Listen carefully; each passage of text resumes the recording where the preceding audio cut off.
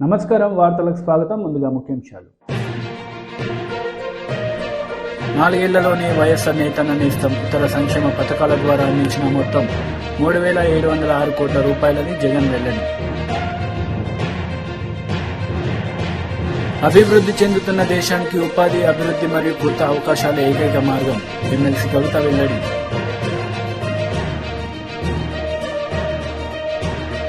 BJP రాష్ట్ర అధ్యక్షుడిగా కిషన్ రెడ్డి తొలి ప్రెస్ మీట్ నిర్వహించారు. ఈ సందర్భంగా పలు అంశాలపై ఆయన మాట్లాడారు. ఈ తెలంగాణ రాష్ట్రంలో కూడా 1,200 మంది తెలంగాణ బిడ్డలు ఆత్మ బలిదానం చేసుకొని తెలంగాణలో ఉన్నటువంటి 4 కోట్ల మంది ప్రజలు కూడా పోరాటాలు చేసి సాధించుకున్నటువంటి తెలంగాణ ఒక కల్వకుంట్ల కుటుంబం చేతిలో బందీ అయింది. ఒక నయా నిజాం లాగా ఈ రోజు కేసీఆర్ ఆయన కుటుంబము ఈ తెలంగాణ మీద మాకే అధికారం ఉంది, మేము ఈ తెలంగాణకు నిజాములము, ఈ తెలంగాణకు రాజులము, మీరందరూ మాకు బానిసలుగా ఉండాలి, నేను ఇప్పుడు ముఖ్యమంత్రి నాకు బానిసలుగా ఉండండి, తర్వాత నా కొడుకుకు బానిసలుగా ఉండండి. తర్వాత మనమడు కూడా తయారవుతున్నాడు, చూశారు మీరు. నా మనమడు కూడా సిద్ధంగా ఉన్నాడు. ఓ తెలంగాణ ప్రజలారా, మీరంతా అమాయకులు, మా పల్లెకులు మోయాలి, మాకు బోయలుగా ఉండాలి అన్నటువంటి దురంకారపూరితమైనటువంటి అహంకారపూరితమైనటువంటి ఈ రోజు కల్వకుంట్ల కుటుంబానికి ఆ యొక్క పరిపాలనకు ప్రజలు చరమగీతం పాడాల్సినటువంటి అవసరం ఉంది. యుద్ధం అంటూ జరిగితే కత్తికి కూడా కనికరం ఉంటుంది తప్ప తెలంగాణ ప్రజలకు కనికరం ఉండదు. కేసీఆర్ గారు 1,200 మంది తెలంగాణ తమ్ముళ్ళు, అక్కలు, చెల్లెళ్ళు ఆత్మ బలిదానం చేసుకొని ప్రాణాలు తృణప్రాయంగా వదిలేస్తే ఆ కుర్చీలో కూర్చున్నావు. ఉద్యోగస్తులు, కార్మికులు, కర్షకులు, రైతులు, విద్యార్థులు, యువకులు, ఉద్యోగస్తులు ఏ ఒక్కరు కాదు, 4 కోట్ల మంది సకల జనులు, జర్నలిస్టులతో సహా, ఆర్టీసీ కార్మికులతో సహా, సింగరేణి కార్మికులతో సహా త్యాగాలు చేసి సమ్మెలు చేస్తే ఆ సమ్మెల ఫలితంగా నువ్వు కుర్చీలో కూర్చున్నావు. ఈ రోజు ఉద్యమాలు చేయొద్దంటావు, ధర్నా చౌక్ బ్యాన్ చేస్తావు. సమయం వచ్చింది. ఈ రోజు ఎక్కడైతే బీజేపీ కార్యకర్తలు హౌస్ అరెస్ట్ చేస్తున్నారో, ఈ హౌస్ అరెస్ట్ చేయాలని ఏ కేసీఆర్ కుటుంబం అయితే ఈ రోజు ఆదేశాలు ఇస్తుందో, ఆ కేసీఆర్ కుటుంబాన్ని ఫామ్ హౌస్ లో అరెస్ట్ చేయాల్సిన సమయం వచ్చింది.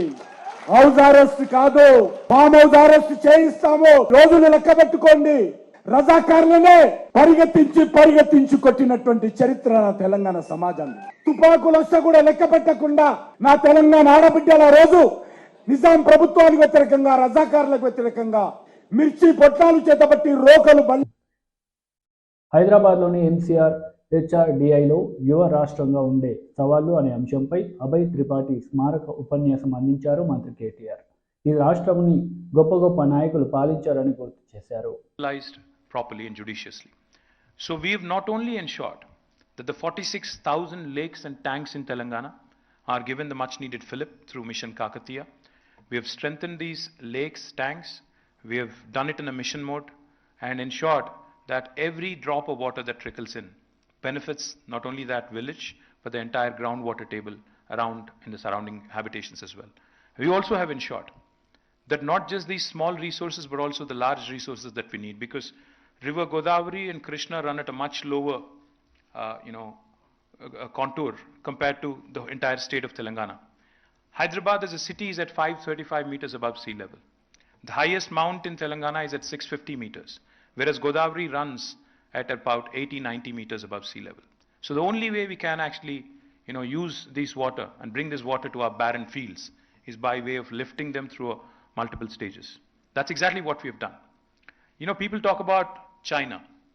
People talk about Three Gorges and how well the Chinese work, how quickly they move, how quickly they get things done, etc., etc. But it's unfortunate that not many of us know. And I would appreciate it if you actually Google after you go home, or even now if you want. You can Google and you can just type in the world's largest lift irrigation project. It is in Telangana. The project is called Kaleshwaram, where we lift water from 80 meters above sea level all the way up to 618 meters. Now this project alone provides water for irrigation, water for farmers to about 45 lakh acres.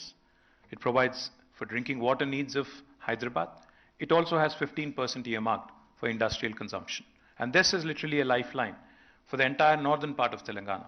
Likewise, we have another project ongoing called as Palamuru Rangareddy lift irrigation. Now this is another lifeline for the entire south of Telangana, southern Telangana, which reeled under tremendous drought, which reeled under tremendous distress and which was actually a sort of a synonym for migration of workers, Palamuru especially, Mahbubnagar especially. But today with Palamuru Rangareddy lift irrigation, which almost has reached now the final lap, and we are looking to ensure that this project gets completed in the next few months, probably by October. Once that is done, you would see water flowing to about 12.5 lakh acres of land for one crop cycle if you take it. And if you take 2 crop cycles, it would be 25 lakh acres. Just to give you numbers again, since this is economics. Back in 2014, our total agriculture produce, we have our agriculture secretary also sitting here, Mr. Raghunandan Rao. Our total agriculture produce, and especially on paddy, we used to procure about 68 lakh metric tons of paddy in 2014. But as of this year, the procurement rose to 3.5 crore metric tons. Telangana was ranked number 24 among Indian states in paddy production.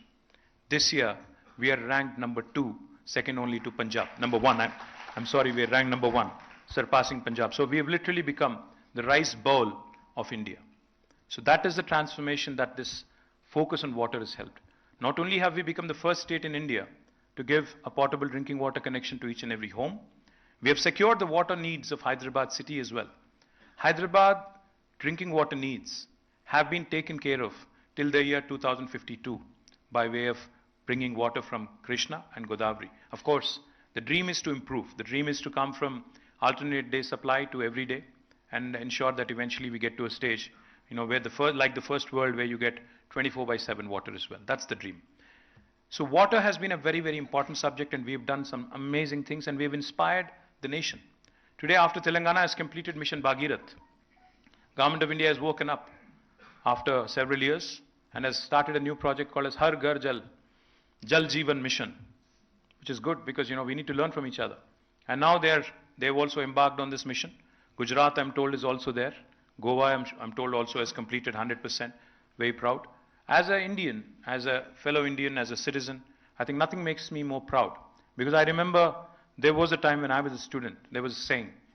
People used to say, what Bengal does today, India does tomorrow. Today I can stand here proudly and say what Telangana does today, India does tomorrow. And that is what has been the hallmark of this government. Not only in water.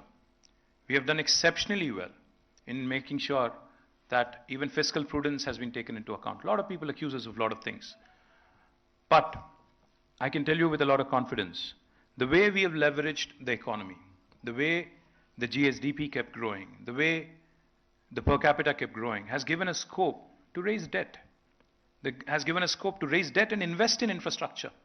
A lot of people, make a hue and cry, especially the opposition in my state. Every day they keep making a point, or trying to keep making a point, that you've made the state a debt-ridden state. Let me tell you a quick example. There was a time, I am 47, which called me young, but I'm not young at all. In fact, I'm going through a midlife crisis as we speak. There was a time in my prior generation, or in my father's generation, so if I have to put it more succinctly, where the thinking used to be, even if you're a bureaucrat, the thinking used to be, by the time I retire from my service, I should be able to have a house in Prashasan Nagar or wherever you can afford, and maybe build a house. And by the time I retire, I move from a government bungalow, government quarter, I go to, go and retire into a house of my own. That was the thinking. But take a step back and think for a minute. 4 ఏళ్లలోనే YSR నేతన్న నేస్తం ఇతర సంక్షేమ పథకాల ద్వారా అందించిన మొత్తం 3,706 కోట్ల రూపాయలని CM Jagan అన్నారు. ఈ సందర్భంగా నేతన్నలను ఉద్దేశించి ఆయన ప్రసంగించారు. మీ బిడ్డ బటన్ నొక్కుతున్నాడు, నేరుగా నా అక్క చెల్లెమ్మల కుటుంబాల అకౌంట్లలోకి నేరుగా డబ్బులు పోతా ఉన్నాయి. ఎక్కడ లంచాలు లేవు, ఎక్కడ వివక్ష లేదు. నేరుగా నా నిరుపేదల కుటుంబాల అకౌంట్లలోకి నేరుగా వెళ్లే పరిస్థితి ఈ 4 సంవత్సరాల కాలంలో మీ బిడ్డ హయాంలో ఇది జరుగుతా ఉంది అని చెప్పడానికి సంతోషపడతా ఉన్నా. ఇదే నేతన్నలకు సంబంధించి, ఇదే నేతన్న నేస్తానికి సంబంధించి ఎన్నికల వేళ ఎన్నికల మేనిఫెస్టోలో మాట చెప్పినది ఖచ్చితంగా జరిగిచ్చే కార్యక్రమంలో అడుగులు వేశాం. మొట్టమొదటిసారిగా 2019లో మన ప్రభుత్వం ఏర్పడిన వెంటనే నా పుట్టినరోజు నాడు, డిసెంబర్ 21వ తారీఖున నా పుట్టినరోజు నాడున వైఎస్ఆర్ నేతన్న నేస్తం తీసుకొచ్చాము అని చెప్పి కూడా ఈ సందర్భంగా చెప్పడానికి గర్వపడతా ఉన్నా.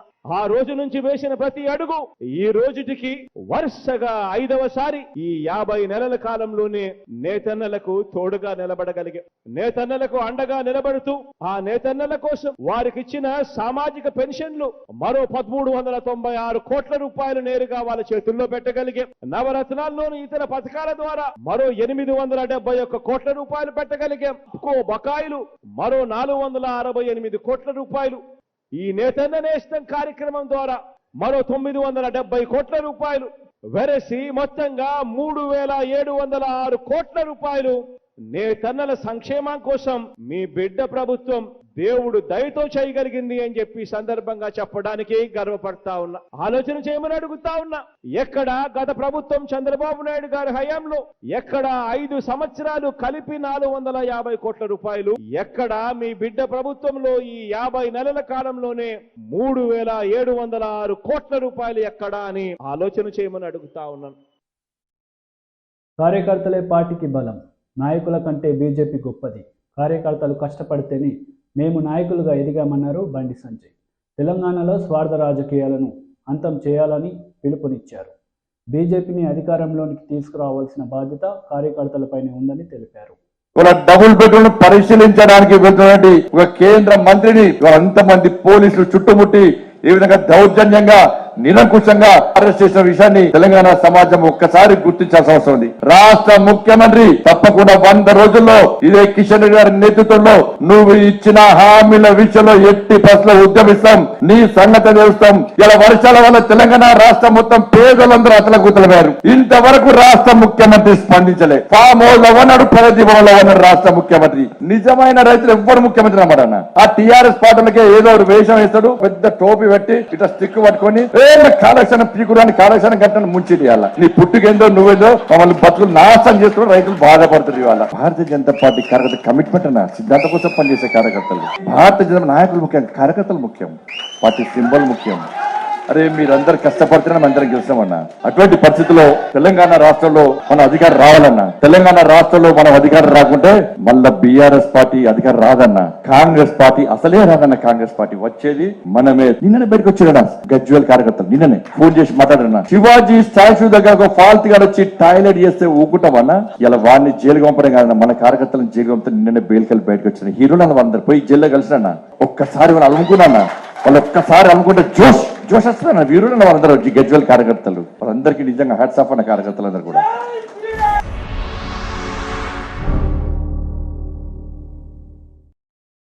అభివృద్ధి చెందుతున్న దేశానికి ఉపాధి, అభివృద్ధి మరియు కొత్త అవకాశాలు ఏకైక మార్గమని ఎమ్మెల్సీ కవిత అన్నారు. Nizamabad IT hub mega job మేళాలో ఎట్టకేలకు ఎంతో మంది యువకులకు ఆశలు, కలలు నెరవేరుతున్నాయని ఆనందం వ్యక్తం చేశారు. జై తెలంగాణ. అందరికీ నమస్కారం.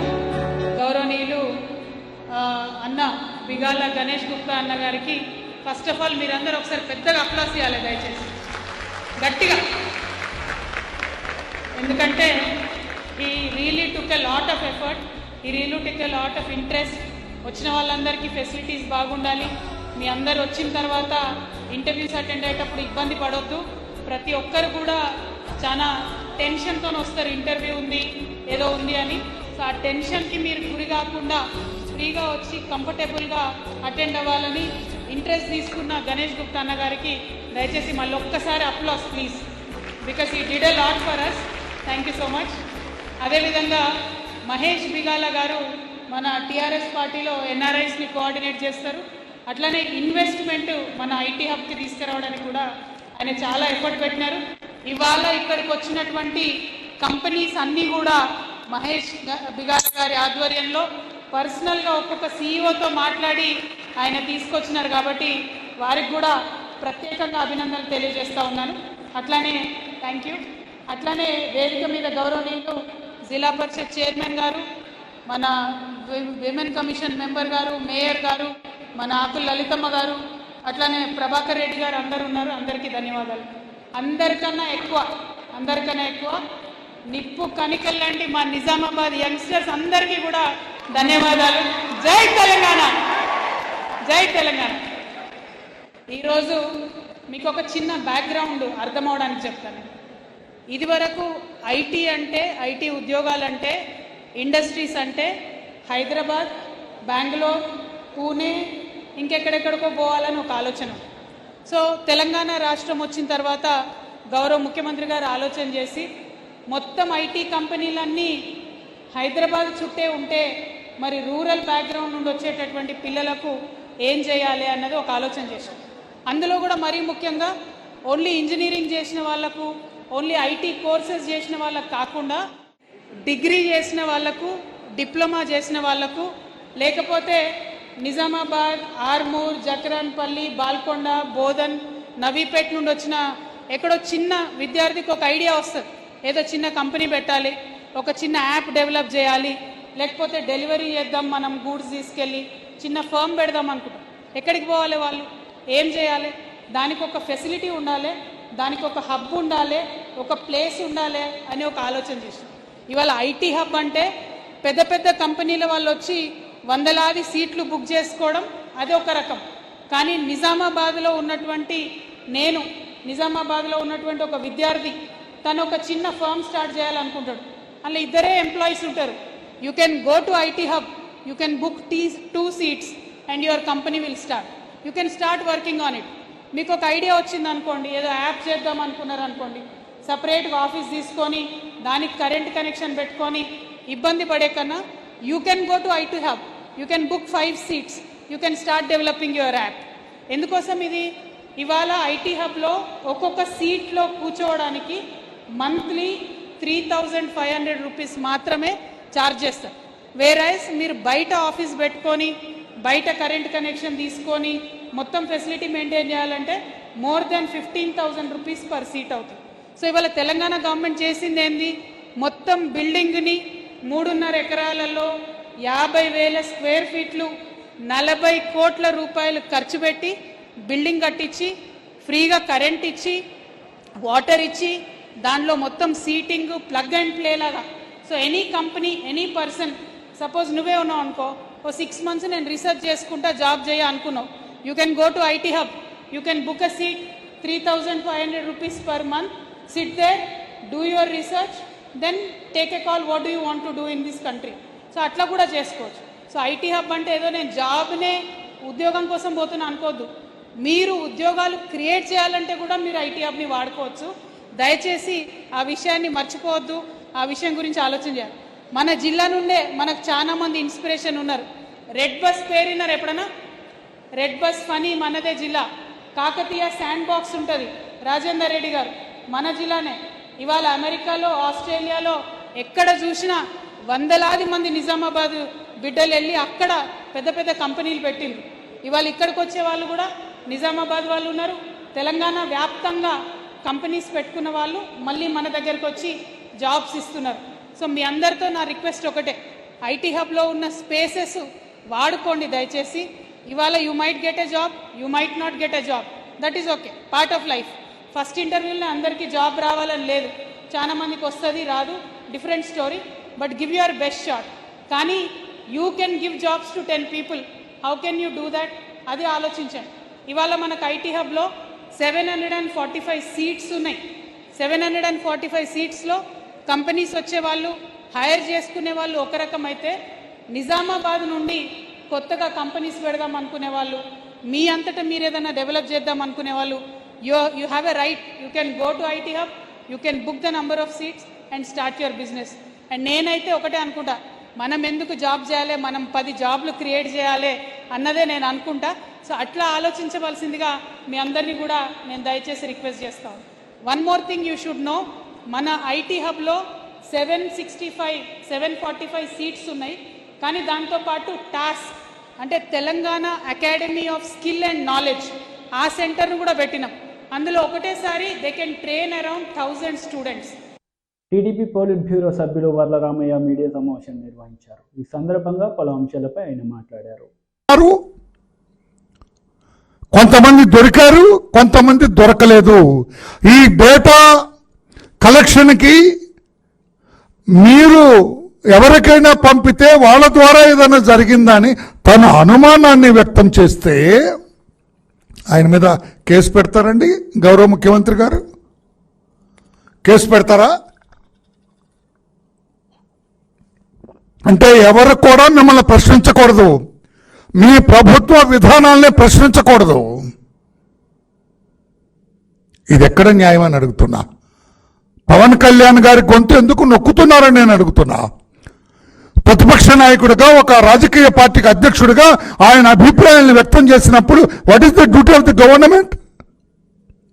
ఇది కాదయ్యా, మీరు అడిగిన ప్రశ్నకి సమాధానం ఇది అని రిజైండర్ ఇవ్వాలా, మీరు దానికి ఎక్స్ప్లెనేషన్ ఇవ్వాలా. మీరు అడుగుతున్నది కరెక్ట్ కాదు, ఈ డేటా ఇలా మా వాళ్ళు కలెక్ట్ చేస్తున్నారు, వాలంటీర్స్ ఫలానా చోటుకు పంపిస్తున్నారు, అక్కడ జాగ్రత్తగా నిక్షిప్తం చేస్తారు, ఈ డేటా ఎక్కడికి వెళ్ళదు, యువతులు బాలికలు మిస్ అవటానికి దీనికి సంబంధం లేదు, మీరు పొరపాటు పడ్డారు, దిస్ ఈస్ ది ఫ్యాక్ట్స్ అని చెప్పాలి. అడిగితే చంపేస్తారా? అడిగితే తుపాకీతో కాల్చేస్తారా? ఎంతమంది పవన్ కళ్యాణ్ల మీద కేసులు పెడతారు? ఎంతమంది పవన్ కళ్యాణ్లను ఇబ్బంది పెడతారు? ఎంతమంది పవన్ కళ్యాణ్ను జైలుకు పంపుతారు? ఎంతమంది పవన్ కళ్యాణ్ను అరెస్ట్ చేస్తారు? మరి మీ వాడు ఇక్కడ అన్నాడండి, ఇది డిఫేమేషన్ కాదా? నేను అడుగుతున్నాను. ధర్మాన ప్రసాదరావు నిన్న ఒక మాట అన్నాడు, మనకే ఓటేస్తారని దేవునిపై ఒట్టేయించండి, వాలంటీర్లందరూ తెదేపా కార్యకర్తలే. ఇది డిఫేమింగ్ దెమ్ కదా? వాళ్ళని డిఫేమ్ చేసినట్టు కాదా? మరి ఆయన మీద కూడా 199 సిఆర్పిసి అప్లై చేసి కేసు పెడతారా మినిస్టర్ మీద? ఇక్కడ ఈమె హోమ్ మినిస్టర్ శ్రీమతి తానేటి వనిత గారు వాలంటీర్ పోస్టులు ఇచ్చింది మన పార్టీ వారికే కదా? వాలంటీర్ పోస్టులు ఇచ్చింది మన పార్టీ వారికే కదా అని ఆమె అంటున్నారు. ఈమె మరి వాళ్ళని అవమానించినట్టు కాదా? అందరూ వైకాపా కార్యకర్తలకే పోస్టింగ్లు ఇచ్చారని వాళ్ళందరూ ఒప్పుకుంటారా? వాలంటీర్స్ ఈ 2 లక్షల మందో ఈ 4 లక్షల మందో మీరు గొప్పగా చెప్పుకుంటున్నారు కదా. ఈ వాలంటీర్స్ అందరూ మీ పార్టీ కార్యకర్తలే అని ఆమె అంటున్నారు. ఇది వాళ్ళని అవమానించినట్టు కాదా? మరి ఈ మీద డిఫర్మేషన్ పెడతారా? సమాధానం చెబుతారా?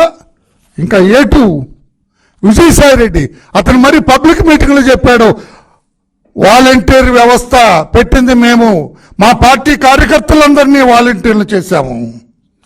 పార్టీ కార్యకర్తలంటే వాలంటీర్స్. ధర్మాన ప్రసాదరావు, పార్టీ కార్యకర్తలంటే volunteers. Is it not defaming the volunteers? Defame చేసినట్టు కాదా? మరి వాళ్ళ మీద యాక్షన్ తీసుకోరా? ధర్మాన ప్రసాదరావు, శ్రీమతి తానేటి వనిత హోమ్ మినిస్టర్, ఏటు విజయసాయి రెడ్డి, వీళ్ళందరూ మీరు తీసుకోరా? ఏమి పవన్ కళ్యాణే కనిపించాడా? ఏమైనా బలహీనంగా కనిపించాడా? ఏమి యాక్షన్ తీసుకున్నా పర్వాలేదు అనుకుంటున్నారా? సరైంది కాదు. ప్రతిపక్షాలన్నీ కూడా ఏకమై మీ అరాచక పరిపాలన తరిమి కొట్టే రోజు దగ్గరలో ఉందని గ్రహించండి అని చెప్పుకొని తెలియజేస్తున్నా. మరి మీ బూతుల మంత్రి కొడాలి నాని, మీ పనికిరాని మంత్రి జోగి రమేష్, మంత్రిగా అన్ఫిట్ అని మీకు పీకి పడేసిన పేరుని నాని, వీళ్ళందరూ కూడా చంద్రబాబు గారిని ఎంతెంత మాటలు మాట్లాడినారు. మరి చంద్రబాబు గారు కూడా పబ్లిక్ సర్వెంటే కదా. 21 IPC applies to him. He is holding the position of opposition party leader and a cabinet minister. ఆయన తిట్టినప్పుడు ఎందుకు అప్లై చేయరు? నేను అందుకే ఈ రోజున అడుగుతున్నాను, the person concern Shri Ajay Jain IAS, principal secretary to government, housing department, గ్రామ/వార్డ్ వాలంటీర్స్ అండ్ గ్రామ వార్డ్ సెక్రటేరియట్స్ డిపార్ట్మెంట్. ఈ అజయ్ జైన్ గారే నిన్న 199 సిఆర్పిసి కింద పవన్ కళ్యాణ్ గారిని. వార్తలు ముగించే ముందు ముఖ్యాంశాలు మరోసారి. 4 ఏళ్లలోనే వైఎస్ఆర్ నేతన్న నేస్తం ఇతర సంక్షేమ పథకాల ద్వారా అందించిన మొత్తం 3,706 కోట్ల రూపాయలని జగన్ వెల్లడి. అభివృద్ధి చెందుతున్న దేశానికి ఉపాధి, అభివృద్ధి మరియు కొత్త అవకాశాల ఏకైక మార్గం. ఎమ్మెల్సీ కవిత వెల్లడి.